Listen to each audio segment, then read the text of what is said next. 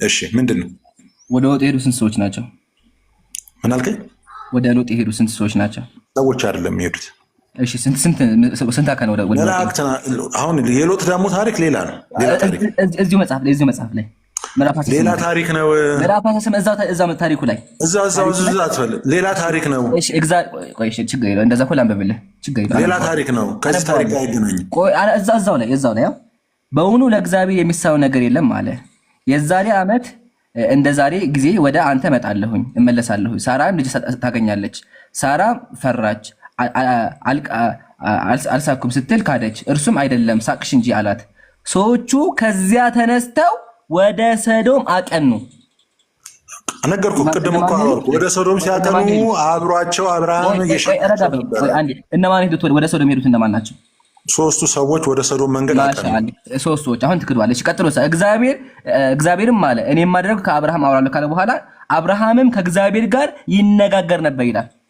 አብርሃም ከማን ጋር ነበር የሚናገረው? ከእግዚአብሔር በሶስት አካል ከተገለጠው ስለዚህ ችግር የለውም። አሁንም ካደው ክደዋል። በሶስት አካል ከተገለጠው እግዚአብሔር ጋር ካደው መጽሐፉ እንደዛ ችግር ካደው የምትለው አይልማ። አንዱ መልአክ ከእንትና ጋር ቀርቶ አንዱ መልአክ አንተ አልተረጋጋ ረጋ ወገናችን። እሺ ይሄን አንብበው። ምንድን ነው የሚለው? ይሄን አንብበው። ምንድን ነው የሚለው? አንብበው። አንተ አንብበው። ምንድን ነው የሚለው? እኔ እኮ እያነበብኩት አይደለም። አንተ ስላለ እኔ ከራሴ ነው የማነበው። ምንድን ነው የሚለው? ችግር የለውም። እኔ አነብልሃለሁ። ሰዎቹም ከዛ ችግር የለውም። ይሄ ሰውዬ ጤነኛ አይደለም። ማንበብ አልቻልክማ። ደንቆሯችሁ ማነው ችግር አለው አለ? አንብበው ነው የተባልከው። ችግር አለ አልተባልክም። ችግር የለም። አንዴ ሚውት አድርጉት። ደንቆሮ እኮ ጆሮህን ታከመው ወገናችን። ድንቁርና ያንተ ድንቁርና አንተ ራስህ እያሳየን ያለው ረጋ በል። እንዳምላክ ድንቁርና አንተ ያንተ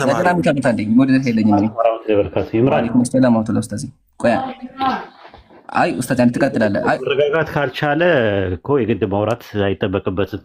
ሌላ ሰው ማስገባት ትችላለህ። ራሱ ተረጋግቶ ካላወራ አይ ቲንክ ጥሩ አይመስለኝም ራሱ እና በጣም እንትን ብሏል። የሆነ የተጨነቀ ነገር ያለ ይመስለኛል። ሰዎች የሚል የለም አለ። ሰዎች የሚለውን አውጥተህ አሳየኸው። ስለዚህ ከዛ መነጋገር ይችላል። ተረጋግተህ ለማውራት ሞክር። አንድ ቻንስ ይሰጥሃል። ኡስታዝ ከሱ በፊትም አሁን አንብብ እኮ ነው ያልኩት አይደለ? አላነብም ማለት ላነብ ስል ደግሞ ተረጋጋ ትለኛለህ ይለኛል እንዴ? አንብብ ስለ አላነብብ ከኔ ላነብ ስል ደግሞ አታስነብብም። ጤነኛ ይሄ ብደት ብለህ መሳደብ የለብህም አባዬ። ጆሮ ካልሰማን አትሰማማም። ኢየሱስ እኮ ነው ኢየሱስ ነው ያለው ወገኔ። አማናዊ ኢየሱስ ነው ወንጌል ላይ ስድብ አያስፈልግም። ነው ኢየሱስ ነው ያለው ሀቢቢ። ኢየሱስ ነው አትቆጣ። ኢየሱስ ነው ያለው እኔ አይደለሁም። ኢየሱስ ወንጌል ደንቆራ ነው ያለው። ሲቀጥል ጆሮ ተጠቀም። እኔ ልንገር አይደለ? እኔ እንዳንተ ክብር የሌለኝ ሰው ስላልሆንኩኝ እንጂ የእግዚአብሔር ቃል የሚከብር ክብር የለው። የእግዚአብሔር ቃል እየከክኩ ነው ያለው። አንተ ለምን ረጋ አትልም? መጽሐፍ ቅዱስን አላወቅኸውም። ቅድም በሉ የሚል የለም አልከኝ፣ ሰው የሚል የለም አልከኝ። ለምን ትክዳለህ? ኡስታዝ ይቀጥል። ነው አይ ስድብ አይደለም። ያው ደንቆሮ ማለት ያው ኢየሱስም ጸሐፍት ፈሪሳውያንን ደንቆሮ ሲላቸው ነበር አልሰማም ሲሉ።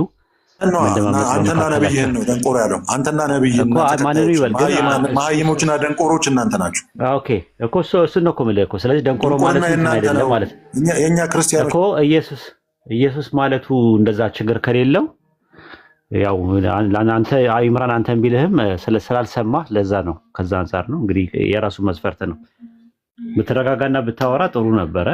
ተረጋግተህ ማውራት ካልቻልክ እንግዲህ ሌላ ሰው አስገባና ኢምራን አውራ። ጀዛከላ በቃ ይሄን ያለው አንደኛ ካልሰማ ምን ላድርግ ቢላህ አለይኩም አንብብ አላነብም። እሺ ላንብብ ስለው ደግሞ ተረጋጋ እንጂ ይለኛል። እንዳያነብብ እኮ አንብብ ሙታብስ አንዴ ሙታብ አንብብ ተባለ አንብብ ላንብብ ስል ደግሞ አይሰማም። ይሄ ምንድነው? ይሄ ደንቆሮነት ነው። ስድብ ከሆነ ኢየሱስ የማቴዎስ ወንጌል ላይ ነው። ኢየሱስ የማቴዎስ ወንጌል ላይ ምናል እናንተ ደንቆሮዎች አለ። አምላክ ያለው አምላክ ሄደህ አምላክህን ለምን ደንቆሮ አላችሁ ጠይቀው። ስድብ ከሆነ ማለት ነው። ጨርሻለሁኝ። አሁንም ደፋር ክርስቲያን ካለ ሶስቱ አምላኮች የሥላሴዎች መጽሐፍ ቅዱስ ላይ አለ የሚል ደፋር ክርስቲያን ካለ ይግባ። ቤታችን ክፍት ነው። ኡስታዙና ተፈضل።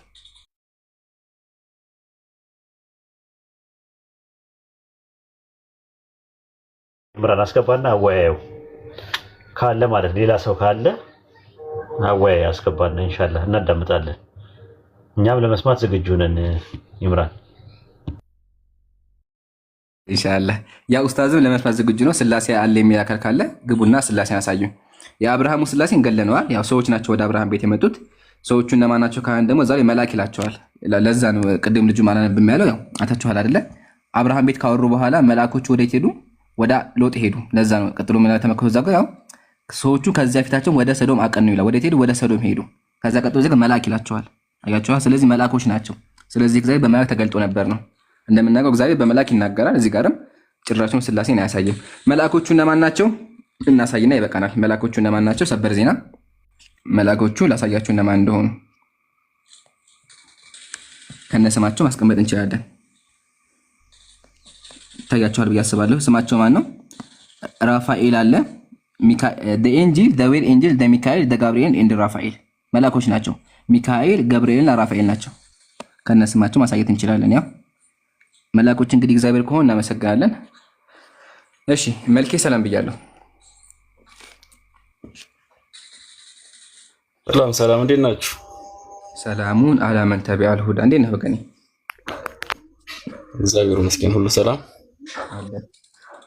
እሺ ስላሴ ታምናለህ? በስላሴ ወደዛ ከመግባታችን በፊት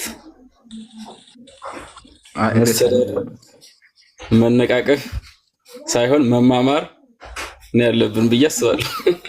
እኔ አልወድም ብዬ ነው ዱብ ነው የምለው። አሰደብከኝም እኔም አልሰድብህም።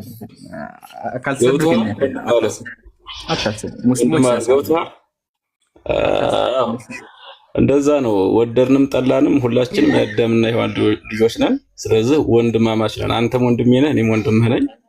በስጋ ወንድሜ ነህ። ያው በመንፈስ ብንለያይም ያው እኔ ኦርቶዶክስ ተዋህዶ አንተ የሙስሊም ተከታይ ስለሆንክ እንጂ የስጋ ዝምድና አይደለም። ወደድክም ጠላህ። ስለዚህ ወንድምህ ነኝ፣ አክብረኝ። ወንድሜ ነህ፣ አከብርሃለሁ። ከዛ ውጭ ዱብ ነው የምለው። የስድብ አልወድም። ማሻአላ እኛም እንደዛ ሰው የሚፈልገው ባይዘውች አጠራጋው ሀቢቢ አጠራጋው። እሺ የመለለገ ቡድማ ተደጋጋሽ ትልቅ አታስተዝም፣ ወሬውን አታስብ። ሙስሊሞች ስነስርዓት አለን። መቼም አነካም ሳትነካ። እሺ የቅድም ሙሉ አክቹአሊ አይተሃል ድንበር ስላለፈን አሁን ወደ ቶፒኩን ስናደርሳለን። ሰው እዚህ ጋር አዳማጭ አለ አክብሮ የሚያዳምጥ። ስለዚህ ወደ ቶፒኩን እንመለስና በስላሴ ታምናለህ? አዎ አምናለሁ። ስላሴን የሰበከ ነብይ አለ እንዴ? መጽሐፍ ቅዱስ ከብሉይ ኪዳን ጀምሮ እኮ ያው ስለ ስላሴም እኮ በግልጽ አስተምሮቱ አለ። አንድ ልስፈኝ በደንብ ነው እንጂ እንትን የሚሉት። አሁን ለምሳሌ ስለ አብርሃም ስላሴ ምናምን እያላችሁ ትከራከሩ ነበር፣ ግን ሌላ ማስረጃ ስለሱም ተገልጸውለታል።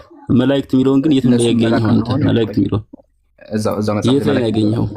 እዛው ዘፍጥረት ምዕራፍ 19 ና አሳየኝ። እሺ እሱ ላይ 19 ምዕራፍ 19 ምዕራፍ 19 እሺ። ግን አንዴ ቁጥር ስንት?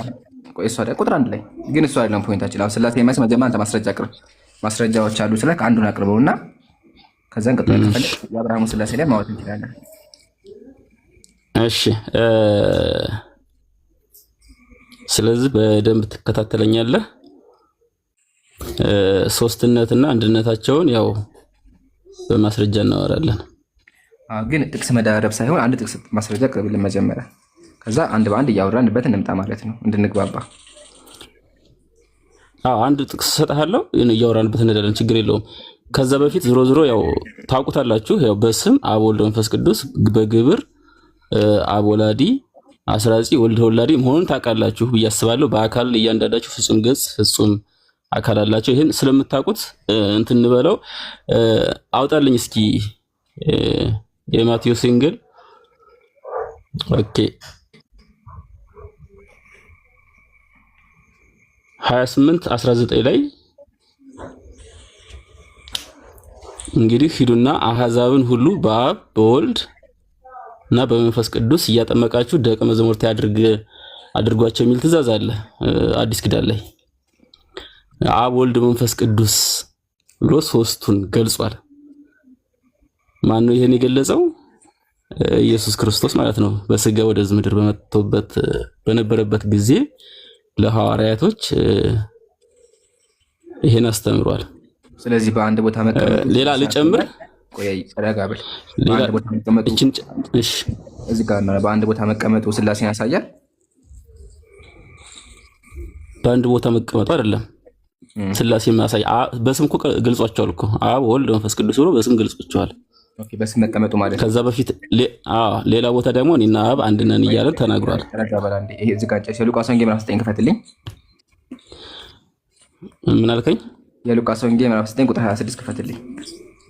የሉቃስ ወንጌል ምዕራፍ 9 ያልከኝ ቁጥር 26 ክፈተውና አንብብልኝ። በስም መጠቀሳቸውን አልካለም። አብ የሚባል ካለ ወልድ የሚባል ካለ መንፈስ ቅዱስ የሚባል ካለ ወልድ ማለት ልጅ ነው። ያው ኢየሱስ ልጅ ተብሏል እናውቃለን። አብ ደግሞ አባት ተብሏል። እስራኤላውያን አምላካቸውን አብ ይላሉ፣ መጽሐፍ ቅዱስም አባት ይለዋል። አሁን ጥያቄያቸው ሶስት አካል አምላክ እንደሆነ የፈለግነው እንጂ የእግዚአብሔር ክንድም የእግዚአብሔር መንፈስም የእግዚአብሔር ኃይልም አለ መጽሐፍ ቅዱስ ላይ እና እሺ የሉቃስ ምዕራፍ 9 ምዕራፍ 19 ቁጥር ስንት? ምዕራፍ 9 ነው። እሺ ቁጥር 26 እሺ የሉቃስ ወንጌል ምዕራፍ 9 ቁጥር 26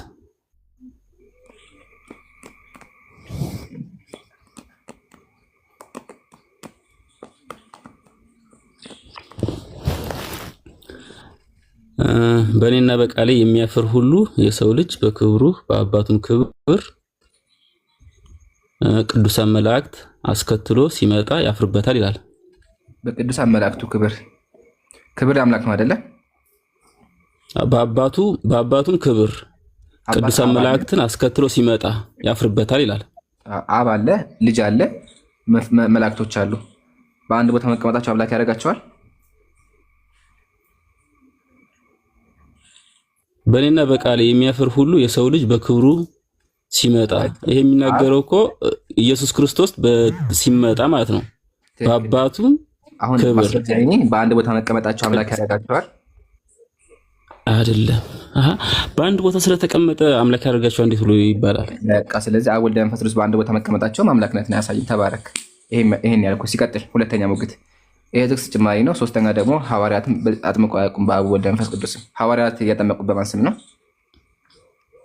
በአብ በወልድ በመንፈስ ቅዱስ ስም እያጠመቃችሁ ደቀ መዛሙርቴ አድርጓቸው ይላል ለሐዋርያቶች ማለት ነው። ሐዋርያት አጥምቀዋል በአብ ወልድ መንፈስ ቅዱስ ስም የኢየሱስን ቃል ሰምተው አላጠመቁም። በኢየሱስ ክርስቶስ ነው የሚያጠምቁት። ምክንያቱም ኢየሱስ ክርስቶስ በስጋ የመጣ አምላክ መሆኑን ለአይሁዶች ሐዋርያት በአብ በወልድ መንፈስ አጥምቀው ያውቃሉ? መጽሐፍ ቅዱስ ላይ አልተጻፈም። እንደዛ ተብሎ በአብ በወልድ መንፈስ ቅዱስ አጥምቀዋል የሚል መጽሐፍ ቅዱስ ላይ የለም። ግን በኢየሱስ ክርስቶስ የሚሉበት ምክንያት ዋናው ታርጌቱ ምንድነው? ኢየሱስ ክርስቶስ አምላክ መሆኑን ለመግለጽ ነው። ብዙዎች ሰው ነው እያሉ ስለሚሉ ለዛ ነው በኢየሱስ ነው እያጠመቁ ጥያቄ ጠየቁ። ስለዚህ የኢየሱስን ቃል ፈጽመው በአብ በወልድ መንፈስ ቅዱስ መጠመቁበት የለም ነው። አመሰግናለሁ። አሁን አየህ አይደለ የማቴዎስ ወንጌል ምዕራፍ 28 ጭራሽ ስላሴን አያሳይም፣ ጥቅሱም ጭማሪ ነው። አሁን ሌላ ጥቅስ ካለ አንድ ጊዜ መከር፣ ካልሆነ ሌላ ሰው ዕድል ይቀር። ኢምራን ከዛ በፊት እሱ ስለቆየ ከአንድ ሰዓት በላይ ድምፅ ያሰማ እንዳይዘጋ።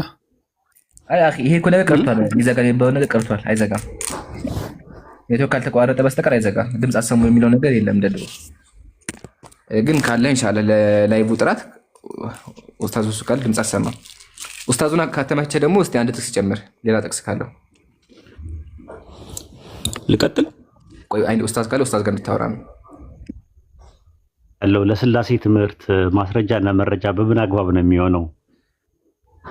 መልኬ ምክንያቱም ስላሴ የሚለው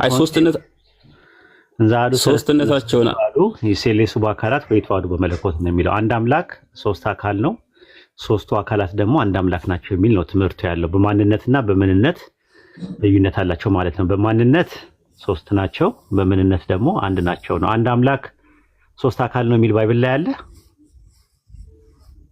አንድ አምላክ ሶስት አካል ነው የሚል ወይ አብ ወልድ መንፈስ ቅዱስ ነው ወይ የሚል ነገር አለ ባይብል ላይ። አንድ አምላክ ሶስት አካል አለው የሚል ወይም አንድ አምላክ በሶስቱ አካላት ተገለጠ የሚል ነገር አለ ባይብል ላይ።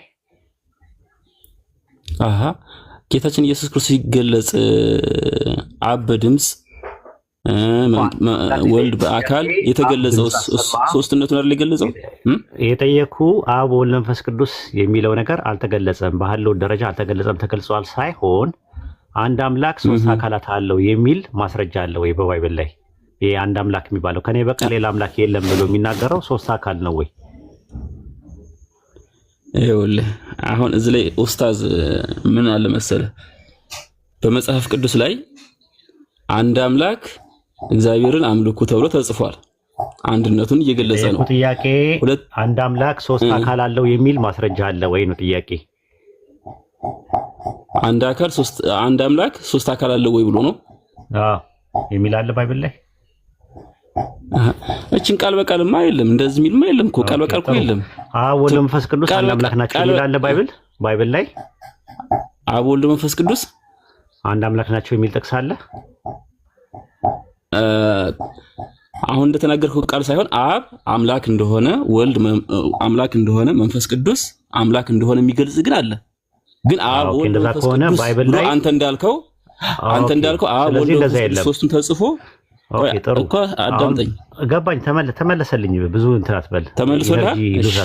ተመለሰ። ስለዚህ የለም ካልከኝ በመጽሐፍ ቅዱስ ላይ ብሉይ ኪዳን ላይ አንድ አምላክ የሚለው ስንት ጥቅስ ነው ያለው? ስንት ጥቅስ ነው ያለው? ጥቅሱን እንዴት ብሉይ ኪዳን ላይ አንድ አምላክ የሚል 4 ጥቅስ አለ። ኦሪት ዘዳግም 4፣ ኢዮብ 31:15፣ ትንቢተ ሚልክያስ 2:10 እና ዘካርያስ 12። ልክ ነኝ?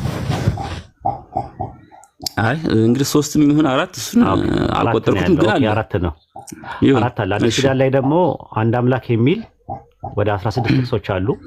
ማርቆስ 12:29 ጀምርና ያዕቆብ ምዕራፍ 2 ቁጥር 19 ላይ ያልቃል። ብዙ ናቸው። አንደኛ ጢሞቴዎስ 2:5፣ አንደኛ ቆሮንቶስ 8:4፣ 8:6 ምናምን እያለ 16 ተጠቅሳለ። እኔ የምጠይቀው ጥያቄ አንድ አምላክ የሚለውን ከአብ ውጪ ለሶስቱ አካላት አገልግሎት ላይ ይውላል ብሎ የተረጎመ አለ? ከአፖስቶሊክ ፋዘርስ መካከል ሐዋርያን አበው ከሚባሉት ከሐዋርያት ተማሪዎች መካከል ለሶስቱም አካል ማለት አንድ አምላክ ነው ማለት አንድ አምላክ የተባለው አብ ነው። አብን ብለው ነው የተረጎሙት ቸርች ፋዘርስ፣ የመጀመሪያዎቹ ቸርች ፋዘርስ የሚባሉት። አንድ አምላክ የሚለው ለአብ ነው አገልግሎት ላይ ያለው። ባይብል ላይ ስትመለከተው አንድ አምላክ ለሶስቱ አካላቶች አንድ አምላክ የተባሉበት አለ። እሺ ለወልድ አምላክ መሆኑ የተገለጸበት የለም? ለመንፈስ ቅዱስ የለም? አንድ አምላክ የሚለውን የጠየቁ ጥያቄ ልብ አድርግ። አንድ አምላክ የሚለውን ለአብም ለወልድም ለመንፈስ ቅዱስም ያስቀመጠ ሰው አለ ወይ? የብሉይ ኪዳን ጥቅስ ላይ ያለውን ዘዳግም 6:4 ላይ ያለውን ጠቅሰው ለቸርች ፋዘርስ ለአብ ነው የሚጠቀሙት። ኢየሱስም ለአብ ነው የተጠቀመበት፣ ጳውሎስም ለአብ ነው የተጠቀመበት። አንድ አምላክ የሚለውን ለአብ ለወልድ ለመንፈስ ቅዱስ የተጠቀመ ሰው አለ ወይ ነው ጥያቄው። ኦሪት ዘፍጥረት 1:26 ላይ አሁን ለምሳሌ እግዚአብሔር ማለት ሰውን በመልካችን እንደ ምሳሌያችን እንፍጠር አለ። ጥያቄ እሱ አይደለም። አይ ሶስትነታቸው ነው እኮ እዚህ ላይ እኮ ሶስትነታቸውንም አንድነታቸውም ጥያቄ እሱ አይደለም። አንድ አምላክ የሚለውን ለሶስቱ አካላት ያዋለ አንድ አምላክ የሚባለው አብን እሺ አብን ወልድን መንፈስ ቅዱስን ያካተተ አንድ አምላክ የተባለው አብ ነው ብሎ ነው ያስቀመጡት ቸርች ፋዘርስ፣ የመጀመሪያዎቹ ኤርሊ ቸርች ፋዘርስ የሚባሉት። በኦርቶዶክስ ተዋህዶ መሰረት ነው። ሌላውን ስለሌላው እንጃ። እንግዲህ ቸርች ፋዘርስ እኮ መጀመሪያ ነው ሐዋርያና አበው የሚባሉት ናቸው። ኦኬ ጥሩ። ወደ አንተ ጥያቄ ልጣ። ዘፍጥረት 1:26 ላይ እና ዘፍጥረት 11:6 ላይ እግዚአብሔር ኑ እንውረድ ያለው ለማን ነው? አብና አብ ወልድና መንፈስ ቅዱስ ማለት ነው። ባዩ ማን ነው? እና የሚለው ማን ነው? ኦኬ ማስረጃ ስጠኝ። አብ ማስረጃ ስጠኝ አብ እንደሚል። እሱ አስገኝ ስለሆነ አባትም ስለሆነ በሚለው ነው እንጂ ማስረጃ ዝላይ አሁን ያወጣልህ ኑ ባዩ አብ ስለመሆኑ ማስረጃ ስጠኝ። እግዚአብሔርም ማለት ነው የሚለው ዮቴሄ ባብሄ ያህዌ ነው እንደዛ ያለው። አንተ አብ ነው እንደዛ ያለው ባዩ ኑ የሚለው አብ ነው ለሚልበት ማስረጃ ስጠን። እግዚአብሔርም ማለት ብያለሁ። እግዚአብሔር አብ መሆኑን ማስረጃ ልስጥህ? ነው አይጠየኩ። ዘፍጥረት 11:6 ላይ ኑ የሚለው ባዩ ማን ነው ነው የጠየኩ። አብ ነው ብለኸኛል። ማስረጃ ስጠኝ። ኩስ ማስረጃ ሁሉ ልሰጥህ አልችልም፣ ግን አብም ወልድም መንፈስ ቅዱስም ሊሆን ይችላል። እሱ ያልተጻፈ ስለሆነ ይሄ ነው ልልህ አልችልም። ችግር የለውም። አብ ነው ብለህ ያዘው። እሺ በቃ ልለፈውና ማንን ነው ኑ የሚለው? አብ። አይ ዝሮ እዚህ ላይ አሁን ይኸውልህ ወልድና መንፈስ ቅዱስን ብለን መያዝ እንችላለን። እሱን ፈጣሪ ስላልተጻፈ ይሄ ነው ብለን መግለጽ አንችልም። ግን እግዚአብሔር ኑ ያለው መላእክትን ነው አይደለ? ለመላእክት ነው ብዬ ማስረጃ ልስጥህ። እዚህ ላይ ለያዝህ። እሺ ለመላእክት ኑ እንውረድ ብሎ አጋዥ ፈጣሪ ይፈልጋል። እዚህ ላይ ለያዝህ ወደዛ ከመውረድ ነው እሱ እነሱ አንተ መጽሐፍ ስለሆነ እሱ ኑ የሚለው መላእክትን እንደሆነ ማስረጃ ከሰጠሁ አንተ የምታደርገው ምንድነው? ያ ነገር እንዴት ይሆናል ብለህ ጥያቄ መጠየቅ ያለብህ አንተ ነው። ኑ የሚለው አንደኛ ነገር አብሮት ያልነበረን ነገር ኑ የሚለው እንደምትመለከተው በስላሴ አስተምሮት ሞድ ኦፍ ኤግዚስታንስ የሚባል አለ፣ ኩነት የሚባል ነገር አለ። አንዱ ላይ የሚካኳን ነው ኑ ይባላል። መላእክትን ካልሆነ በስተቀር እግዚአብሔር ኑ የሚላቸው አካላት የለም። ምክንያቱም አብሮ ያልነበሩ ነው ኑ የሚባለው። ሁለተኛ ነገር ኑ ማለት ትእዛዝ ነው። አንደኛውን አያዘውም። ፈንክሽናል ሰቦርዲኔሽን የሚባል በኦርቶዶክስ ትምህርት ውስጥ የለም። ስለዚህ እግዚአብሔር ኑ እያለ ያለው የቃሉን ድምፅ የሚሰሙ የሚታዘዙትን መላእክትን እንደሆነ ማስረጃ ልስጥህ እኔ። እሺ እሱን ስጠኝ። እሺ አውጣለት ይምራል። መጽሐፈ ኩፋሌ ምዕራፍ 10 ቁጥር 13 ላይ ኖ መጽሐፈ ኩፋሌ ላይ ልም ተደለ እዛው ላይ ነው። ኦርቶዶክስ አይደለም እንዴ? ኦርቶዶክስ አይደለም ነኛው ነኝ። መጽሐፈ ኩፋሌ ላይ እኮ ያለው ላይ መልአኩ መጥቶ ለሙሴ ኑ የሚለው ማንን ነው የሚለው ነገር መልስ ሊሰጠን ነው መጽሐፉ። ይሄኛው ቆይ ኑ ንውረድ የሚለው የት ላይ ነው የሚገኘው? ዘፍጥረት 11:6 ላይ ያለውን ስለዚህ ለሙሴ የተገለጠለት 11:6 ላይ ያለውን ነው ያብራራው። 11:6 ላይ ያለውን ነው እያወራ ያለው። 11:6 ላይ ያለውን ለሙሴ መልአኩ ምን ብሎ እንደሚነግረው ስማ፣ ማንን እግዚአብሔር ኑ እንደሚል። እሺ ለማንኛውም እንየው በጋራ መጽሐፈ ኩፋሌ ምዕራፍ ስንት ነው ያልከው? ምዕራፍ 10 ቁጥር 13 ላይ። እሺ ምዕራፍ 10 ቁጥር 13 መጽሐፈ ኩፋሌ። ቆይ ላውጣ።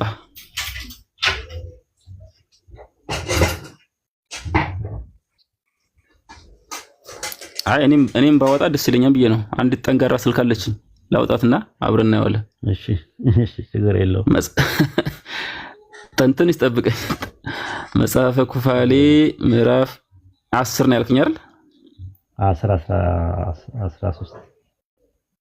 13 ነው ያልከኝ? እሺ 13 ቁጥር ስንት? 13 መጽሐፈ ኩፋሌ 13 እሺ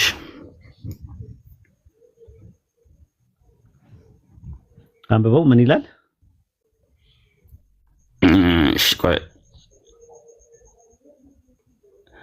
አምላካችን እግዚአብሔርም እኛን እንዲህ አለን ይላል። ተሳስቻለሁ? ትክክል ነው? ትክክል ነው። እሺ እንዲህ አለን፣ እነሆ አንድ ቋንቋ የሆነ ሕዝብ ግንብ ይሰራ ጀመር። አሁንም ከእነርሱ ፈጽመን እናጥፋ ነው እንውረድ። የአንድ ቋንቋ አንዱ እንዳይሰማ ቋንቋቸው እንደባልቃለ። ማን ነው ለማን ነው ያለው? አምላካችን እግዚአብሔር ፈጽመን እንዳንጠፉ ኑ እንውረድ፣ አንዱን ቋንቋ አንዱ እንዳይሰማ ቋንቋቸው እንደባልቀው በየከተማውና በየአሕዛቡ ይበተኑ።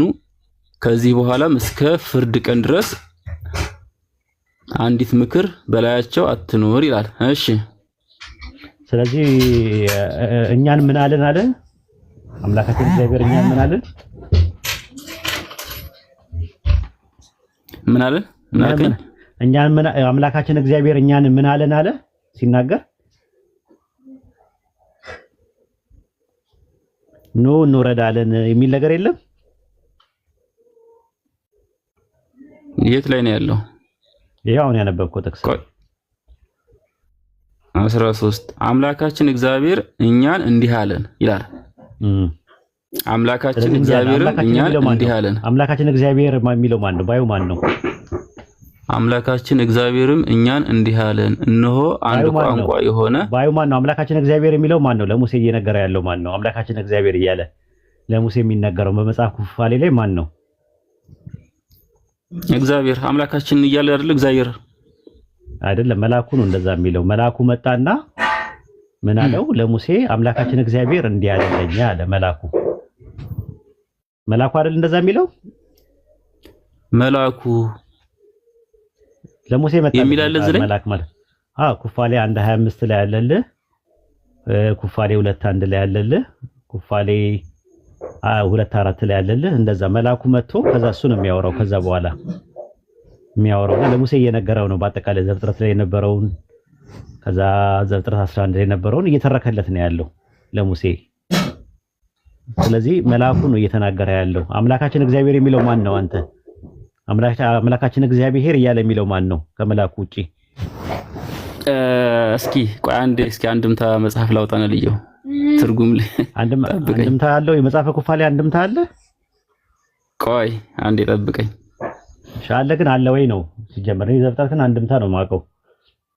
መጽሐፈ ኩፋሌ አንድምታ እንዳለው አላውቅም።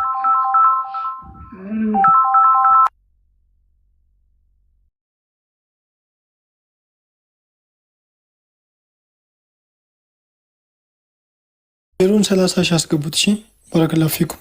ታብታብ አድርጉ። ታብታቡን ደግሞ 2 ሚሊዮን አስገቡት። ኡስታዝ እስኪመጣ ድረስ ቶሎ በሉ ታብታብ አድርጉት። 30 ሺህ አስገቡት ኡስታዝ እስኪመጣ ድረስ።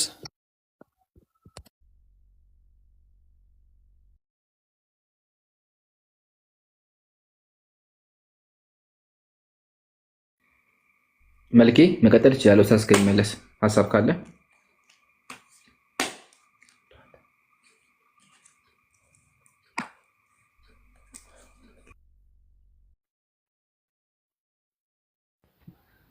ይቅርታ ስልክ ገብቶብኝ ነው። ይምሩ እኮ ቀጥል። እግዚአብሔር አምላካችን እያለ የሚያወራው ማን ነው? መልኬ አንተ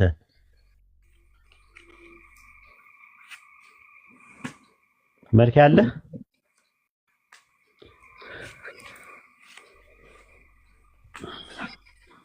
እንደፍላ አለ መልኬ አሎ እግዚአብሔር አምላካችን የሚለው ማን ነው አልክ?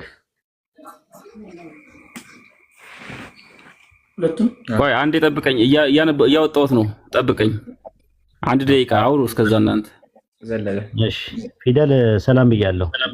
እሺ ሰላም ወሂድ እንዴት ነህ? ትላንት ገብቼ ነበር አንተ ጋር። እሺ አይ ትላንት እሱን ከመጀመሪያም አልሰማሁትም። እውነት ለማውራት የጥያቄውን መሰረት አልሰማሁትም። ኦኬ እንንገራ ምን ችግር አለው? ኦኬ ግን እኔ መጽሐፍ ቅዱስ ላይ እውቀት የለኝም ያን ያክል፣ ግን ልሞክር ካልክ ልሞክር። ትላንት 2 ጥያቄዎችን በጥሩ አድርገህ ስለመለስክልኝ ቀጣይ ቀን ማን በሚል ስም ነው የመጣው? ቴዳፍሮ ነው እንዴ? ኦኬ በቃ ለምን ኦኬ እሺ በቃ እንጠብቀውና ከዛ በኋላ እንትን ይላል። መልኪን እናስጨርሰው። አትውረድ። መሰለች የለኝም።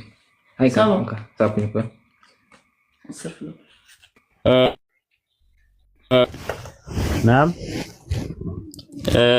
ጊዜ ላለማባከን እነሱን የምታስተናግዱ አስተናግዷቸው። አንዴ ትእዛዝ ስለመጣብኝ ላስተናግድ። እሺ ይቅርታ። ኮይን ስለምሰጥ በጣም ይቅርታሽ ወንድም ማለት ሚውት አድርግና ከመጣው አስተናግጅ ይመለሳለሁ እስከዛው። እሺ ወንድም ማለት እንደዛ ነገር ነው። ሻይ ቡና እንልሃለን፣ ባይሆን በደረቁ እንትን አንልህም። ኢምራን እኔ ስራ ጓደኛዬ ጋር ሆኜ ነው። ቀጥሉ ኢንሻአላህ። ግን ሐሳብ ካለ ፊደልን አውራው። አሪፍ ልጅ ነው ብታየው፣ አሪፍ ልጅ ነው ያለው። እስልምና ላይ ነው ጥያቄ ያለው። እስልምና ላይ እየጠየቀ ነው ያለው። ጥሩ ነገሮችን እንትን እያለ ነው ያለው። ፊደል ያው በተረጋጋ መንፈስ እኔ እንደምታወራኝ እንደበቀደሙ እሱንም አውራው ማለት ነው። ኢምራን ትንሽ አውራው ኸይር ኡስታዝ ኢንሻአላህ። ፊደል አሁን ሚትን አንሳና ከኢምራን ጋር አውሩ። ኦኬ እሺ። አንድ ጥያቄ ናት። ምንድነው እሱ? ሰሂህ አልቡኻሪ አዲስ ቁጥር 6661 ላይ አላህ የገሃነም እንትኑ እስኪ ላንብብልህ። ያው ታውቀዋለህ እግሩን ገሃነም ውስጥ ያስገባል የሚለው ቦታ ነውና እግሩን አላህ ገሃነም ውስጥ እንዴት ሊያስገባ ይችላል? ምክንያቱም ገሃነም የኃጢአተኞች የቅጣት ቦታ ከሆነ አላህ እንዴት ከቅጣተኞች እኩል ሊሆን ይችላል? ገሃነም በሌላ ነገር መምላት አትችልም ወይ የሚለውን ነገር እስኪ ትልቅ ጥያቄ ነው የፈጠረብኝ። ይህንን ነገር አስረዳኝ። እሺ ጥሩ ጥያቄ። መጀመሪያ ግን ያስገባል የሚለው ከየት መጣ ነው? የደማት ያደርጋል የሚል ትርጓሜ ነው ያለው። እግሩ ገሃነም ውስጥ አስገባ የሚል ነገር አንደኛ ሐዲሱ ላይ የለም። እሺ حتى يضع الرحمن قدمه او كما قال ነብዩ ምን አሉ? አላህ እግሩን ገሃነም ላይ እስከሚያደርግ ድረስ ነው ያሉት። እሺ አስገባ የሚል ነገር የለም። ሐሳቡ ምንድነው? ክላ አይቼዋለሁ። ትክክል ማሻአላ። በቃ እሱ አንደኛ ፖይንቱ ምንድነው ካለን አምላካችን ቁርአን ላይ ምን አለ? ለአምና አነ ጀሃነመ ሚነል ጅነቲ ወናሲ አጅመኢን አለ። ገሃነምን ቀንሰው ገሃነምን እሞላታለሁኝ ከሰውን ከጂን ብሎ አምላካችን ቃል ገብቷል። ቃል አስቀድሞ ገብቶ ነበረ ማለት ነው። ከዛ ገሃነም ለአምላካችን ሰው ሳስገባ ከሃዲያን ማለት ከሃዲያን ገሃነም ሲገቡ ሐሊም ተለእቲ ሞላሽ እንዴ ይላታል። ገሃነምን ሲላት ገሃነምን ትላለች ሐልሚም መዚድ ተጨማሪ አለ እንዴት ትላለች። የዛ ሰዓት አምላካችን እግሩን ሲያደርግባት ትኮማታለች ወይም ትከስማለች። ከዛ ተቆሉ ቀጡን ቀጡ ከዚህ በላይ ሞላ ትላለች የሚል ሐሳብ ነው ያለው። ኦኬ አምላካችን አላህ ሱብሓነሁ ወተዓላ ያው ሙስሊሞች እግር እንዳለው እናምናለን። ከማ ቃለ ነፍሲሂ የውመ የክሸፉ ዐን ሳቅ ስለ አምላካችን ለአምላክ የተናገረውን ነገር እናምናለን። ስናምን ግን ለልቅናው ለሀያኖቱ በሚገባው መንገድ ብለን ነው። ስለዚህ ሐዲስ ነብዩ ሰለላሁ ዐለይሂ ወሰለም እንደተናገሩት አምላካችን የውመል ቂያማ ላይ እግሩን ገሃነም ላይ ያጋሰበ ቃል በቃል ትርጉሙን ሳንቀይር አላሁ ያለም ትርጉሙን ለአላህ ተስተን እናምናለን ማለት ይሄ የሙስሊሞች እምነት ነው። ገሃነም ላይ እግሩን ያስገባል የሚል ነገር ግን ጭራሽ ነው ሐዲሱ ላይ የለም ማለት ነው። እንዴት ነው ገሃነም ላይ የሚያደርግበት በምን መንገድ ነው ካለን ደግሞ አናቅም ነው። ለምን ሰዎች ነን። ሰዎች ደግሞ በማናቀው ነገር አናወራ። አምላካችን ቃል ላይ ምንድን ነው ያለው? ወላ ተቅፊ ማ ለይሰ ለከ ቢሂ ዒልም የማታውቀውን ነገር አታውራ ነው ያለው። አምላካችን የሚመስለው ነገር የለም። አምላካችን ያየው የለም። ስለዚህ ስለ አምላክ ያላየነውን ነገር አናወራም። ግን ነብዩ ሰለላሁ ዐለይሂ ወሰለም የተናገሩትን ነገር በግልጹ እንቀበለዋለን ማለት ነው። ይሄን ያለው ነገር ኢንሻአላህ ኡስታዙና ጨምርበት፣ ከዛ ይቀጥላል። ሐዲሱ ላይ እኮ ግን አላህ ጀሃነም ውስጥ እግሩን ያስገባል የሚል የለውም። ራሱ እንዴት ነው ያነበበው? ከየት ነው ያነበበው? ነው የሚለው እስከሚያደርግ ድረስ ነው የሚለው። ጀሃነም ላይ እግሩን እስከሚያደርግ ድረስ እስከሚያደርግ የሚለው ቃል ያው እስከሚያስገባ እንደዛ አድርጌ ነው ወስጄው ነውና ያው ማድረግ ማለት መከወን ነው አይደለ? ከዛ በዚህ ነው እኔ የተረጎምኩት። ያ ማለት የሆነ ነገር ስትጨምርበት አይደለ የሆነ ነገር የሚሞላው። ስለዚህ እግሩን ጀሃነም ውስጥ ሲያስገባ በቃኝ ትላለች ጀሃነም። ያ ማለት ያስገባ ማለት ነው ወደ ውስጥ። ማድረግ የሚለው ወደ ማስገባት ወስጄው ነው።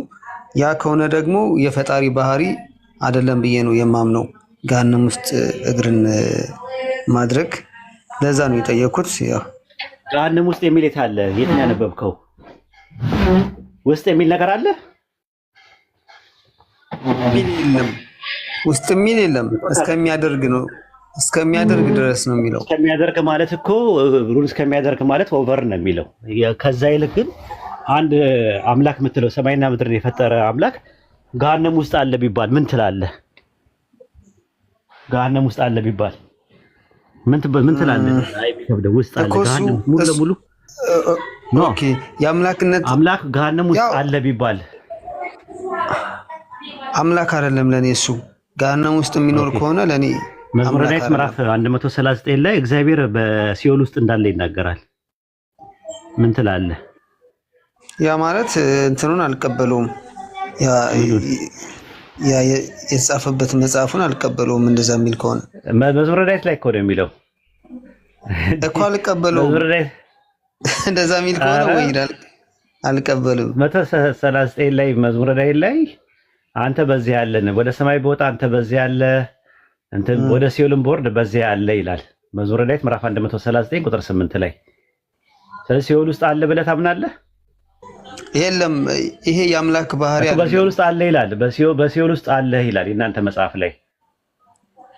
ስለዚህ እኔ እሱን ፓርት አልቀበለውም። ስለዚህ ውጉዝ ምን ልበልህ? ላውግዝህ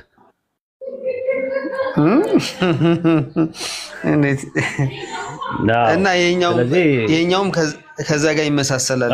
አይልማ እኛ አይልም። በገሃነም ውስጥ የሚል ነገር የለው ራስ በገሃነም ውስጥ የሚል ነገር እኛ ጋር። የእናንተ ግን በዚህ ያለ ወደ ሲኦል ቦርድም በዚህ ያለ ነው የሚለው። ገሃነም ሄል ነው የሚለው እንግሊዘኛው ላይ። ኦኬ ሄል ነው በሄል ውስጥ አለ ይላል። ሄል ውስጥ አለ ገሃነም ውስጥ አለ ይላል። የሚሞላው ለምሳሌ ሲኦል ይጠይቃታል እኮ አይደለ? ሲጠይቃት አልሞላውም ትላለች። ስለዚህ እግሩን እስከሚያደርግ ድረስ ነው አልሞላውም የምትለው። እግሩን ሲያደርግ እግሩን መረገጫ ሲያደርጋት በቃኝ ትላለች አይደለ? በቃኝ ትላለች። ያ ማለት ሞላ ማለት ነው። መጀመሪያ አልሞላውም ብላለች። አሁን ኢሳይያስ 66:1 ላይ ያህዌ እንዲህ ይላል፣ ሰማይ ዙፋኔ ነው፣ ምድር የምን መረገጫ ነው ይላል። እስኪ እንትን በል ሰማይ ዙፋኔ ነው፣ እግሬ ምድር የእግሬ ምንድነው ይላል? መረገጫ። ስለዚህ ምንድነው የእግሬ መረገጫ ማለት? ይረግጣታል ምድርን? ይረግጣታል ብዬ አላስብም። አይረግጣትም። ምንድነው ትርጉሙ? ለምን ይረግጣታል እያለ መረገጫ ይናት አለ፣ ምድርን እረግጣለሁ አለ እኮ። እረግጣታለሁ ሲል ባህሪ ይሄን የባህሪ እንትን ይመስለኛል። እኔ እንጃ አላውቅም። ምን እኮ እሱን ነው የምልህ። አያውን እንትን አይደለም ማለት ነው። በራስ ላይ ሲሆን ይኸውና ምድር የእግሬ መረገጫ ናት ይላል አላህ። ጀሃነምን ሲረግጣት ማለት ነው። ሲረግጣት ያኔ በቃኝ ምናምን ብላ ትላለች ሲባል እኛ ከፍያውን እንዴትነቱን አናውቀውም። በቃ ማለት እንደዚህ ትርጉም ሰተን ለምን ይሆናል ምናምን ብለን አንልም። ልክ እንደዛውኑ ሰማይ ዙፋኔ ነው፣ ምድር የእግሬ መረገጫ ነው ሲል ምድርን ፈጣሪ በእግሩ ከረገጣት ምንድን ነው የምታረገው? ያ ማለት እኮ ወሂድ ሁለቱንም እያመሳሰልኩ ነው ማለት ነው።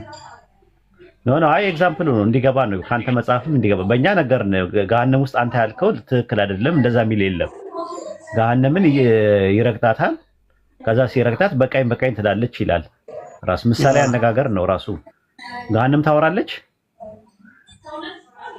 ያው እንግዲህ ታወራለች። አይ አታወራም። ጭማሪ አለ ሞላሽን ሲላታላ የቂያማ ቀን ጭማሪ አለን ብላ ትላለች ይላል። ኢዶማቲክ ኤክስፕሬሽን ነው ፈሊጣ አነጋገር ነው ወይስ ቃል በቃል የሚወሰድ ነው? አይ ፈሊጣ አነጋገር ይመስለኛል። ልክ እንደዛ ማለት ነው። እንደዛ ማካልክ ብዙ ናቸው እኮ የሚያወሩት እንደዚህ አይነት አደራን እንትን ምንድነው ለሰማይና ለምድር ሲሰጣቸው አደራ ምን አሉ እነሱ ይላል። መሸከም ማቆታቸው አንችልም ሲሉ ለሰው ሰጣት አደራን ይላል። እንዲህ አይነት ጥቅሶች አሉ። ሰማይና ምድር ወዳችሁም ተጠርታችሁ ኑ ሲላቸው ወደና ተጠርተን መጣን አሉ ይላል አይደለ? ቁርአን ላይ አይደለ? አለ ይላል።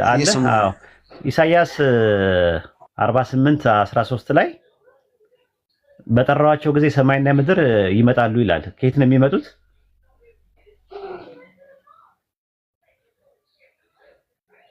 ከየት ነው የሚመጡት?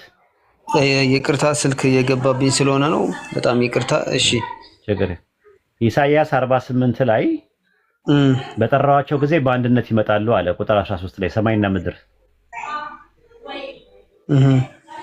አሁን ይሄ እንትን ነው ቃል በቃል የሚተረጉሙ አይደሉም እንደዚህ አይነት ነገሮች።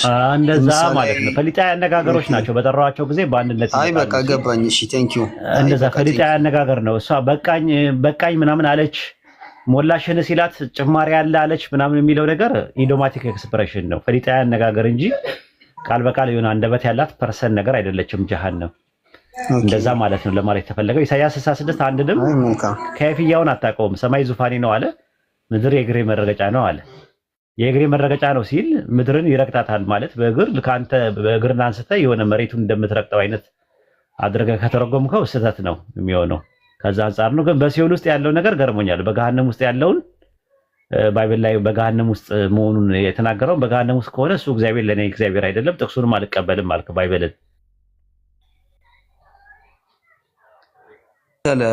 ይሄ የአምላክነት ባህሪዎች አምላክ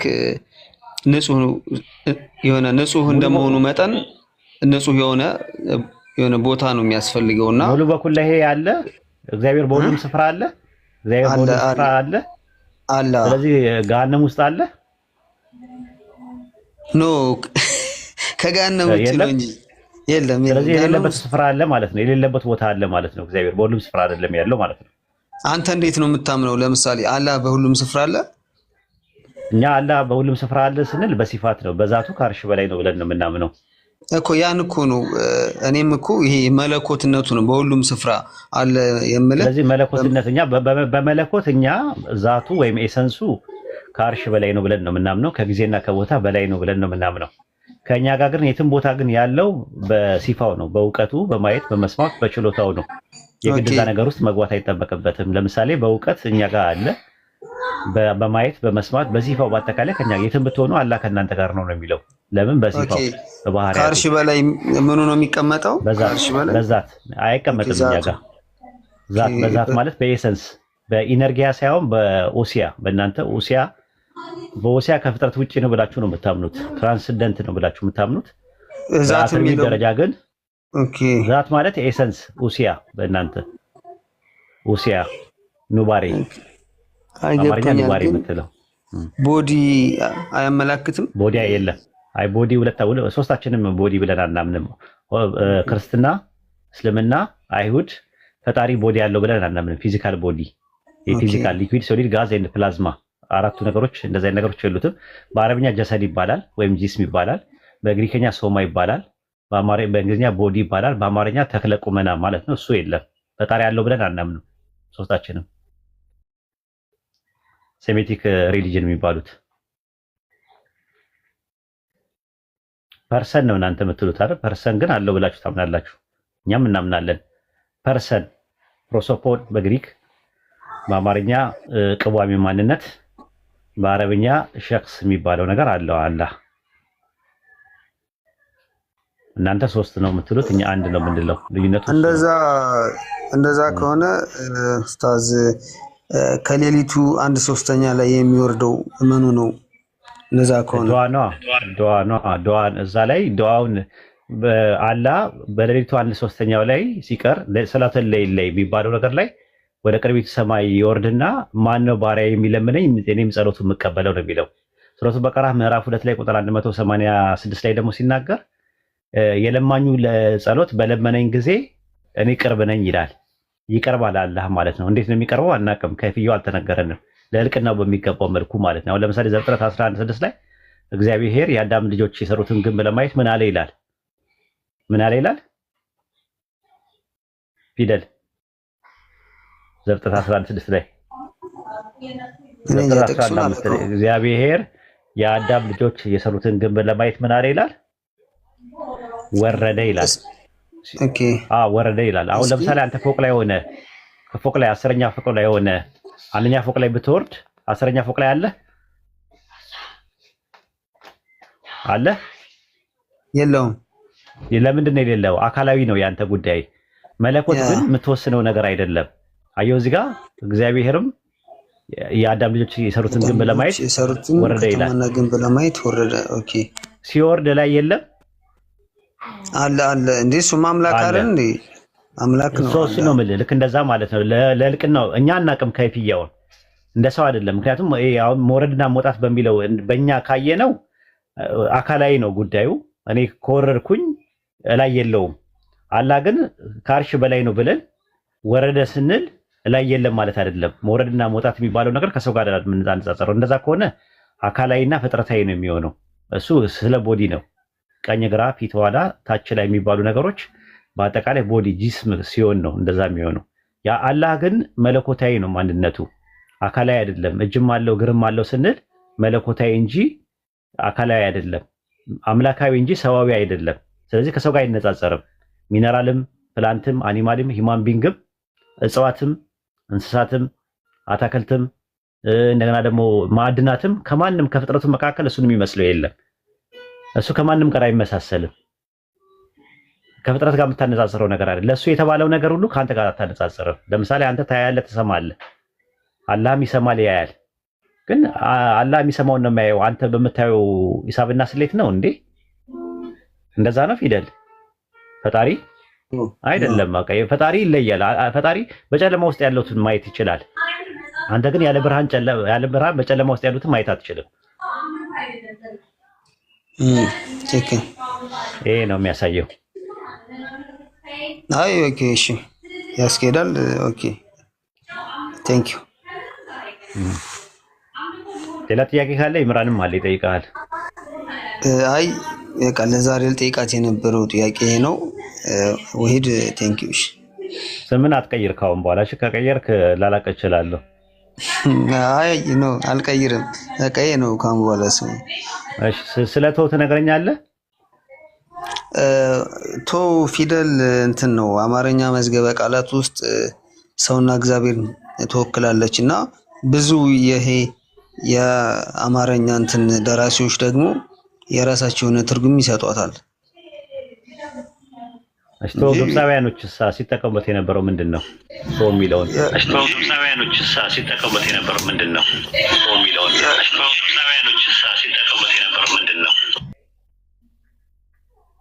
ሲጠቀሙበት የነበረው ምንድነው? አንክ የሚባለው የግብፃውያን አማልክት ላይ የሆነ ቦታ ላይ ያየው ይመስለኛል። ዲቴል ግን እንትኑን ላሳይ ይችላል። አንክ ከዛ ነው የተወሰደው። ራሱ የግብፃውያን አንክ የሚባል ምልክት መስቀል ነው። የግብፅ ስላሴ ኦሪስ፣ አይሲስ እና ሆረስ አርማቸው አንክ የተባለው መስቀል ነው። መረጃ እስኪ ስጠኝ እንዴ! አገር ያወቀው ፀሐይ ያወቀው አሳያለሁ። አንክ ብለህ ግባ እስቲ።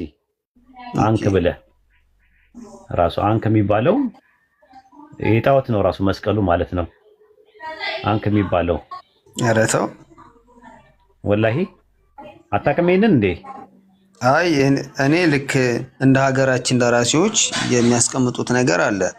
የሰው አንክ የሚባለው ኢየሱስ ከመምጣቱ በፊት በግብፃውያን ውስጥ የነበረ የህይወት አምላክ ተብሎ የሚባለው ይታያል። ይሄ የግብፅ ነው፣ ሄሮግራፊ ነው። ከዚህ ነው የወሰዳችሁት እናንተ። ከዚህ የተወሰደ ነው አንክ እኮ። እሱ እዚህ ጋር ምንድነው የሚያመላክተው? መስቀሉ አንክ ማለት ጣዖቱ ነው ራሱ። የምልክታቸው የእንትና ነው። አይሲስ እና ሆረስ የሚባሉ አታውቅም? አታስታውሳቸውም? ግብፃውያን ውስጥ ያሉ ኦኬ ማናቸው? አታስታውሳቸውም? የግብፅ ስላሴ ኦስሪስ፣ አይሲስ እና ሆረስ የሚባሉ አለ እና አርማቸው አንክ ነው። መስቀል ነው አርማቸው። ታስታውሳለህ? የግብፅ አማልክት ኦስሪስ፣ አይሲስ እና ሆረስ የሚባሉ አሉ።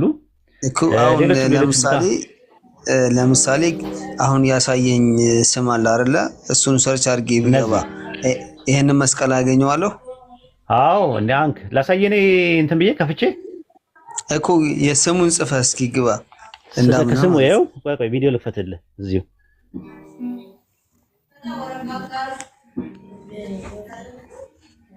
ይታያል። አንክ ብለህ ገባ። አንክ ብለህ ገባ። ቆይ እሺ ልግባ፣ ልጻፈው። ቆይ ጉግል ውስጥ ልግባና ቆይ አንዴ ይቅርታ። ችግር የለም። ኦኬ አንክ ብለህ ገባ። ቆይ አንዴ ልጽፈው ነው። ኦኬ አንክ ነው ያልከኝ? አንክ ያው ፊደሉ ያውና አንክ። አይ ጽፌዋለሁ። እሺ ፊደሉ እንትኑ ያውና ምልክቱ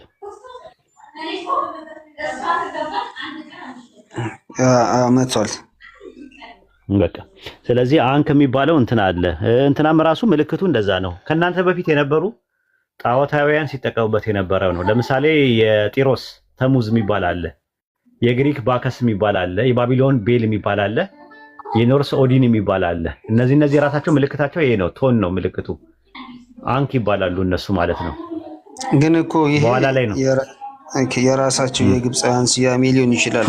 ኢትዮጵያዊ ደራሲዎች ደግሞ ከዚህ ነፃ አድርገው ይታለ ቢብሊካል ግራውንድ የለማ። ማን ነው ለመጀመሪያ ጊዜ ይሄ ምልክቱ የተሰጠው ምን ላይ እንደሆነ ታውቃለህ?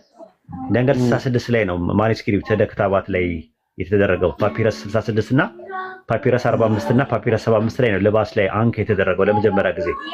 የብሪታኒካ መድብለ እውቀት ኢንሳይክሎፒዲያ ብሪታኒካ ስትመለከተው እንደዛ ነው የሚለው። የመጣው ከነሱ ነው የተወሰደው ማለት ነው። እነሱ ላይ ነበረ። በኋላ ላይ ነው ሶስተኛው ክፍለ ዘመን ላይ ምናምን የመጣው ይሄ ነገር ምስሉ ወደ ክርስትናው ዘልቆ የገባው እንጂ መጽሐፍ ቅዱስ ላይ አታገኘውም። ይሄንን ቶ የሚባል ትምህርት የለውም። ከግብጽ የተወሰደ ነው። ኦኬ ምን ይላል መሰለ? ትክክል እንትኑን አንክ የሚለው ቃል ጥንታውያን የግብጽ ምልክት ሲሆን ዋና ትርጉሙ ህይወት ማለት ነው ይላል። ህይወት ማለት ነው። እሱ ህይወት መስቀል ነው። የማን አርማ ነው? ራሱ የአይሲስ ሆረስ እና የሶስቱ ማለት ነው። ኦስሪስ፣ አይሲስ እና ሆረስ ናቸው አርማቸው የነበረው በግብጽ። ያ ነው እንግዲህ ከዛ ነው ተወስዶ ወደ ክርስትናው ዘልቆ የገባው እና የጣዖት ምልክት ነው። አስወግዱ ቶሎ ብላችሁ። ኧረ ተው። እዚህ ጋር ግን ወይ ሌላ ነገር ነው ያመጣልኝ ያለው። አምጣውና እዛ ጋር መርምርና የጣዖት ምልክት ነው። ሁለት የጣዖት ምልክቶች ውስጥ አሉ ኢትዮጵያ ውስጥ። አንደኛው ቶ ነው። አንደኛው ደግሞ ላሳይህ። ኢምራን የአክሱም ሐውልትን አውጣልኝ አንድ ጊዜ። የአክሱም ሐውልትን አውጣልኝ ቶሎ በል።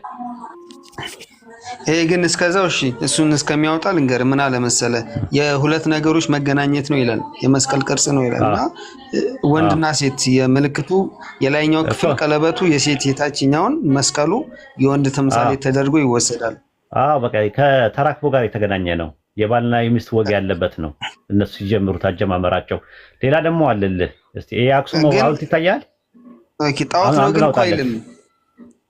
ጣዖት ነው። እሱን ቀስ ብለህ ትደርስበታለህ። ኢንሳይክሎፒዲያ የግብፅ ኢንሳይክሎፒዲያዎችን ካሊግራፊ የሚለውን ይኸው እዚህ ላይ ምናልባት ዊኪፒዲያ ላይ እንደዛ ላይ ገልጸው ይችላል። ረጋ ብለህ ጊዜ ሰጥተህ አጥና ራሱ ማለት ነው። ይሄ ሐውልት ይታያል። እዚህ ጋር ሐውልት አክሱም ያለው ሐውልት ይታያል። ጽዮን ማርያም ይታያል። ምንድን ነው ታውቀዋለህ እንዴ? አውቀዋለሁ እንጂ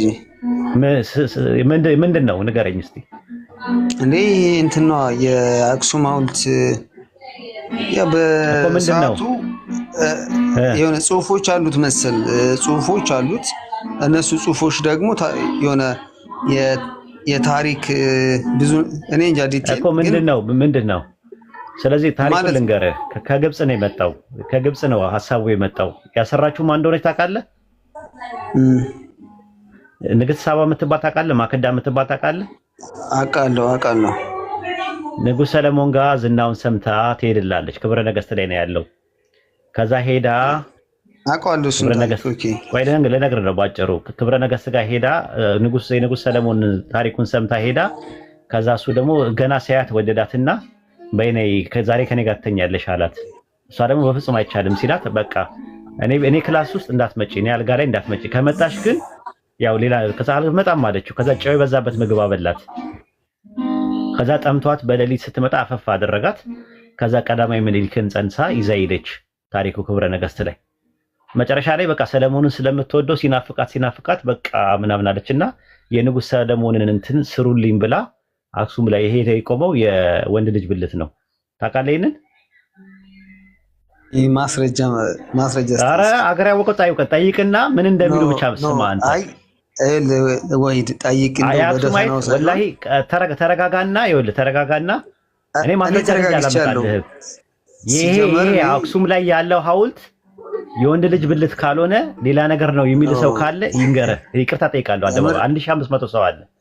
እኔ ብዙ መጽሐፎችን አንብቤያለሁ በዚህ ጉዳይ። ይሄ የታሪክ መጽሐፎች ይመቹኛል። እሺ አይ ችግር የለውም። ይሄንን አንተ ምን ታረጋለህ መሰለህ? አሳይመንት ልስጥህ። ቀላል ነው። ምን ታረጋለህ መሰለህ? አክሱም ላይ ያለው ሐውልት የምን ምልክት ነው ብለህ ጠይቅና መጠየቅ ሳይሆን አንተ ያነበብክበትን ቦታ ጠቁመኝ። መጠየቅ ሳይሆን ጠቁመኝ። እኔ ኢትዮጵያ ውስጥ እያለሁ ኦመዘክር ቤተ መጻሕፍት ውስጥ ወደ ምን መሰለህ ጥቁር አንበሳ ጀርባ ኦመዘክር የሚባል ላይብረሪ ነበረ። እዛ ላይ ነው የኢትዮጵያ ታሪክ በሚለው ነገር ላይ እዛ ላይ ያነበብኩት። መጽሐፉን አለ የኢትዮጵያ ታሪክ የሚል ነው። የኢትዮጵያ ታሪክ የሚል ነው። አሁን ይኑር አይኑር አላውቅም። መጽሐፉ በጣም ረጅም ዓመቱ ነው። የዛሬ 16 17 ዓመት ነው ያነበብኩት። አንደኛ ነገር። ሁለተኛ ነገር ደግሞ ጠይቅና ዝም ብለህ እስቲ ጎግል ላይ አሁን የአክሱም እንትን ሲቦሉ ምንድን ነው ብለህ ጠይቀው እስቲ ጎግልን። እንደዛ አይመጣልህም። ይኸው እዚሁ ላይ ልጠይቀው። ይኸው እዚሁ ላይ እሺ ጠይቀውና እንትን በለው። እሺ ይኸው እዚህ ጋር ቆይ ጠይቀዋለሁ። እሺ ጠይቀውና እንትን በለው። ጠይቀውና ምን ይልሃል? ኦኬ ማን የተከለው ብለህ ጠይቅ በዛው። እሺ የአክሱም ሐውልት ማን የተከለው?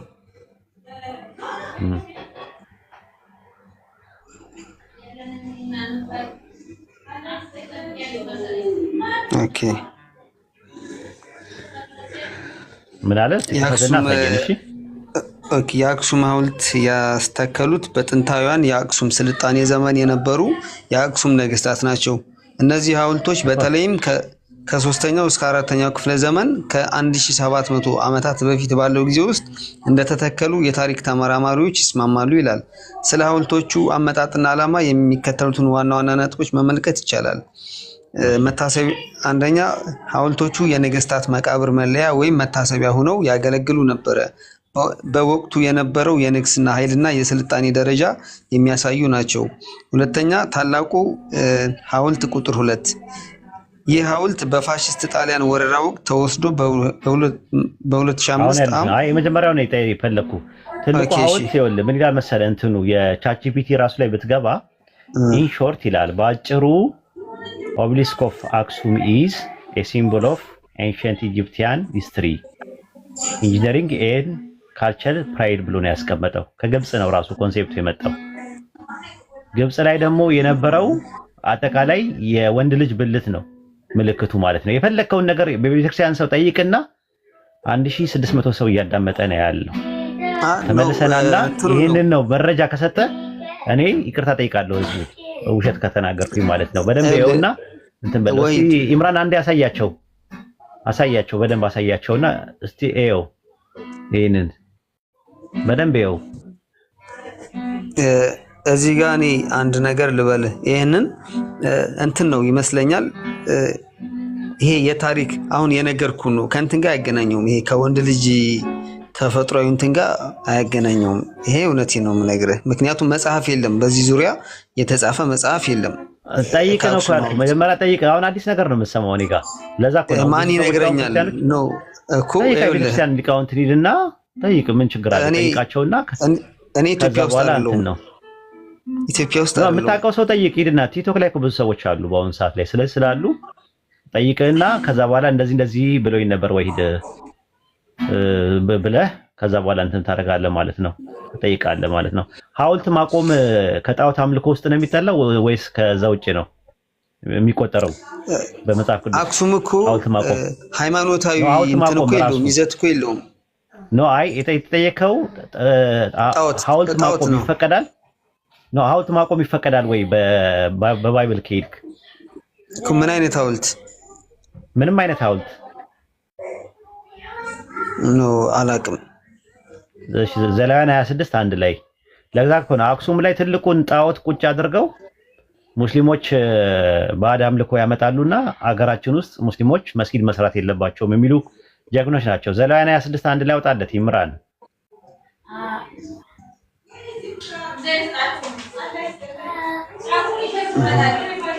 ዘሌዋውያን 26 አንድ እሺ ላንብበው ትችላለህ አጠገብ ካለ ባይብል።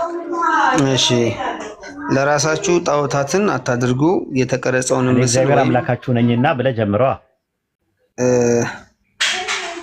በእንትን ነው ያመጣል። ዝም የጎግል ላይ ነው ሰርች ያደረኩት ያመጣው እንደዚህ አድርጎ ነው። እኔ እግዚአብሔር አምላካችሁ ነኝና ለእናንተ ጣዖትን አታድርጉ ካለ በኋላ ቀጠለና የተቀረጸ ምስል ወይም ሐውልት አታቁሙ፣ ሰግዱላቸው ዘንድ በምድራችሁ ላይ የተቀረጸ ድንጋይም አታኑሩ አለ። ስንት ነገር ነው የተከለከለው?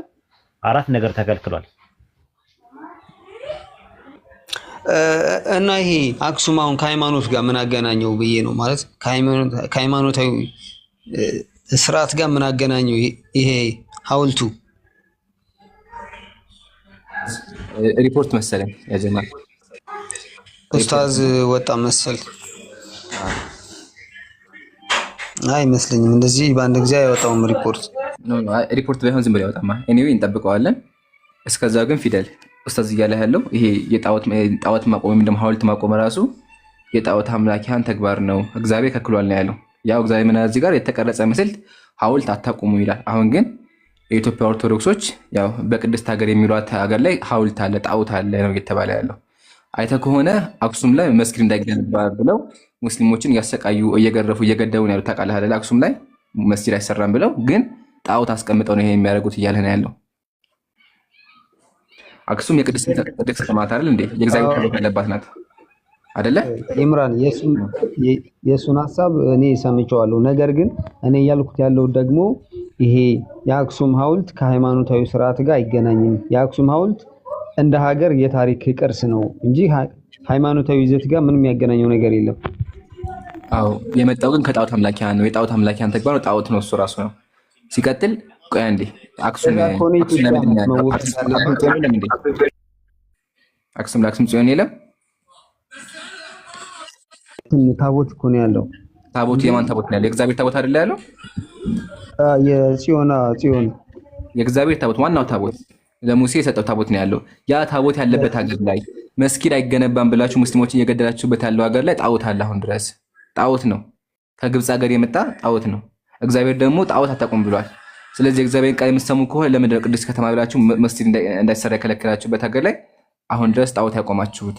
እግዚአብሔር አታቁሙ፣ ያው ቃል በቃል ጣዖት አታድሩ፣ የተቀረጸ ምስል ወይም ሐውልት አታቁሙ አለ እግዚአብሔር። እናንተ ደግሞ ያው ቅዱስ ከተማ ላይ እኔ እሱን ሌላ ጥቅስ እሰጥሃለሁ። እሱ እንደሱ የሚል ብዙ ቦታ ላይ ጥቅስ አለ፣ ሮሜም ላይ አለ እንደሱ የሚል። ግን እኔ እያልኩት ያለሁት ይሄ ሐውልት እንደ ሀገር በሰዓቱ የሀገሪቱ አስተዳዳሪ እንደ ቅርስ ነው። ሀገራችን ላይ እኮ ብዙ ቅርሶች አሉ እንጂ ከሃይማኖታዊ ይዘት ጋር ምንም አይነት ንክኪ የለውም። እንደ ሀገር ነው ይሄ። ከተወቀሰችን በዚህ በጣዖት እንደ አጠቃላይ ኢትዮጵያ ናት የምትወቀሰው። አይ ኦርቶዶክስ የምትወቀሰው ለምን ሲገነባ ራሱ የኦርቶዶክስ ነገስታት በነበሩበት ጊዜ ተገምቷል። ጣዖቱ ይሄ መገንባት ሲጀመር ኦልሞስት ታራጭ ይቅርታ ያቋርጣችሁ አያችልም ማቋረጥ ተው ሚውት አድርጋ እንዴ። እሺ በተራ ስለ ስርዓት እንልመድ። አሁን ፊደል ሐሳቡን አጠቃላይ ለማንኛውም ሐሳቡን ሳጠቃልልህ ይሄ አክሱም ሐውልት የሚባለው ነገር የመጣው ራሱ ከጣዖት አምላኪያ ነው። የብልት ምልክት ቀንሰው አንዴ የጣዖት አምላኪያ ምልክት ነው። ኦኬ የጣዖት አምላኪያ ምልክት ነው። የመጣውም ደግሞ ከጣዖት አምላኪያ ነውና የእንትን ምልክት ነው፣ የዛኛው ነገር ምልክት ነው። ቅድስት ከተማ ብላችሁ ጽዮን ብላችሁ መስጂድ ያረክሰዋል፣ መስጂድ አይሰራም ብላችሁ እስካሁን ድረስ አክሱም ላይ መስጂድ የለም። ከሱም አልፎ ሙስሊሞች እስካሁን ድረስ የተሰቃዩ ያሉ ሙስሊሞች ለምን በቃ ከዛ ቅድስት ከተማ ላይ ሙስሊም መስጂድ አይሰራም ብላችሁ አላህ የሚያከብርበት ቤት አይሰራም ብላችሁ ግን እስቲል አሁን ድረስ ጣዖት አለ። አክሱም ላይ የእግዚአብሔር ታቦት አለበት የምትሉ ሀገር ላይ ከግብፅ ሀገር የመጣ የብልት ምልክት አለ። ይሄ ለማታፈር እግዚአብሔር ከልክሏቸዋል። እግዚአብሔር መጽሐፍ ቅዱስ ላይ ሐውልት አታቁሙ ብሏል። ያው ሐውልት አታቁሙ ብሏል። እናንተ ግን አቁማችኋለሁ። ይሄ ደግሞ የኦርቶዶክስ ስራ ነው። ኦርቶዶክስ ትክክለኛ ከሆነች የእግዚአብሔር ቃል መስማት ነበረባት። ግን የእግዚአብሔር ታቦት አለበት ማርያም ተገልጣበታለች ያለችበት ሀገር ላይ ስቲል የብልት ምልክት አለ። አመሰግናለሁ።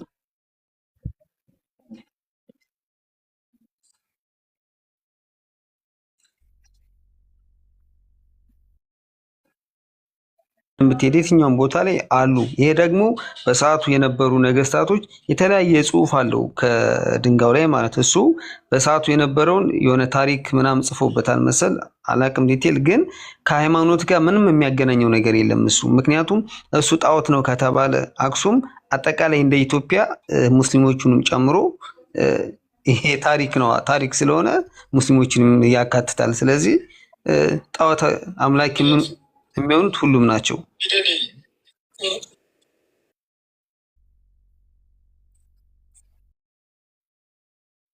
ወይስ ከሌላ ቦታ ነው የመጣው የሚለው ሀሳብ ሌላ ታሪካዊ ግጭትና ፍጭት ነው። አሁን ፖይንቱ ምን መሰለህ? ኡስታዝም ያወራህ ኢምሩም እየተናገረ ያለው አክሱም ላይ ያለውን ሐውልት ኦርቶዶክስ ቤተክርስቲያን ለራሷ ባልተቤትነት ከወሰደችና የኔ ነው ብላ እውቅና ለራሷ ከሰጠች አሁን ላይ ኦርቶዶክስ ቤተክርስቲያን ሐውልቱ የኔ ነው ወይ ነኝ የገነባሁት የሚለውን ለራሷ ኃላፊነትና ማንነትና ምንነቱን ከሰጠችው ያ ነገር መስጠት እንደ ቤተክርስቲያን አስተምሮ እንደ መጽሐፍ ቅዱሳዊ እይታ አያስፈልግም። ምክንያቱም መጽሐፍ ቅዱሳዊ ይሄ ነገር ጣዖት አምልኮና እግዚአብሔር የኮነነው ጉዳይ ነው። ይህንን ነገር እግዚአብሔር የኮነነውን ጉዳይ እዛ ላይ አስቀምጣችሁ ሙስሊሙን ማህበረሰብ መስጊድ አንሰራም ማለት አግባብና ልክ አይደለም የሚል ሀሳብ ነው ኡስታዝ ያነሳው። ተግባባን ፊደል? ፕላስ ይሄ ጣዖት ምሳሌ የሙስሊም ሀገር ቢኖር ቆይ አንዴ ቶ ይሄ ጣዖት የሙስሊም ሀገር ቢኖር እናፈርሰዋለን፣ ይወገዳል። ለምን ኦልሬዲ ጣዖት ነዋ። እናንተ ግን የኛ ሀገር ብላችሁ ማርያም የተገለጠችበት ሀገር ብላችሁ አሁን ድረስ አቁማችሁታል ነው። ኦኬ እሺ፣ ድንጋይ ጣዖት ከሆነ ከአባው ምንድን ነው? ድንጋይ ሁሉ ጣዖት ነው ያለን። ቤትና ድንጋይ ይለያያል። ይሄ ሐውልት ነው። ሐውልትነቱ የብልት ምልክት ነው። ሲቀጥል ከጣዖት አምላኪ የተኮረጀ ተግባር ነው። ይሄኛውስ ምልክት አለው አይደል እንዴ? ማለት ከአባውም እኮ ግን ይቅርታ እኮ ጎን ላይ ያለች የሆነች ቅርጽ እኮ ጎን ላይ ያለች እንትን የሚሏት ቅባት እየቀቡ የሚሳለሟት ነገር አለች። የሚሳለሟት ሆነ ድንጋይ ነው። አራት ማዕዘን ክብ ድንጋይ አለች። አዎ ትክክል ነህ። በሲልቨር እንትን አስቀምጠዋት አሉ። አሁን ፖይንቱ እሱ አይደለም። እኛ ሙስሊሞች ሐውልት አቁመን አናቅም፣ ሐውልትም አናቀውም። ከአባ ደግሞ አራት ማዕዘን ቤት ነው። እንደ ማንኛውም ቤት አንተ ያለህበት ቤት አሁን የምንኖርበት ቤት አራት ማዕዘን ነው አይደለ? እንደዛ ቤት ነው። ልዩ የሚያደርገው የገነቡት ነቢያት ናቸው። የመጀመሪያው መስጂድ ነው። እናንተ ግን ረዥም ሐውልት አቁማችኋል። የብልት ምልክት አሁን ድረስ ኢትዮጵያ ላይ ቆሟል። የክርስቲያን ሀገር የምትሉት ሀገር ላይ። ስለዚህ ይሄ ጣዖት አምልኮ ማስቀጠል ነው። ሲቀጥል መስጂድ ከልክላችሁ፣ መስጂድ አይገነባም ሙስሊሞች አገራችን ታረክሳላችሁ በል አክቹአሊ እኔ አክሱምን አውቀዋለሁ እና ከልክላችሁ እንደዛ። አሁን ግን ስቲል ድረስ ጣዖት አለ። ለማንኛውም ፖይንቱን አልነካኸውም። ስለዚህ ሰውም እንዳይሰለች ይበቃናል። ወደ ቀጣይ ርዕስ ፊደል ጥያቄ አለ ሌላ? አይ ሌላ ጥያቄ የለኝም። እሺ በቃ እሺ፣ ለነበረን ቆይታ እናመሰግናለን። ለስነ ስርዓትህም ለትህትናም እናመሰግናለን። አላህ ሂዳያ ይስጥሽ ወገን።